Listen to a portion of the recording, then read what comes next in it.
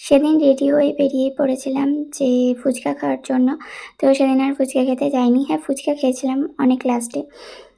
মানে বাড়ি এনে সেটা। সেদিন আমরা চলে গেছিলাম কৃষ্ণনগরে একটা ক্যাফেতে। তারপর গিয়ে আমরা মোমো অর্ডার করেছিলাম। আমি, দিদি আর জিজু গেছিল। তো এই ক্যাফেটা আমি কোনোদিনও যাইনি, চিনিও না। এটা হলো উইমেন্স কলেজের পেছন দিয়ে যে রাস্তাটা আছে, সেখান দিয়ে যেতে হয়। আমি ফার্স্ট টাইমই গেলাম। তো যাই হোক, ক্যাফেটা মোটামুটি ভালোই ছিল, বাট খাবারগুলো খুব একটা ভালো ছিল না।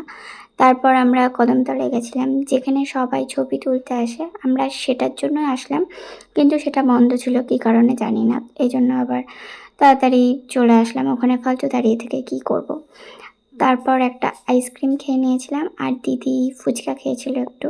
আর ওইদিকে দিদার জন্য দই ফুচকা প্যাক হচ্ছিল।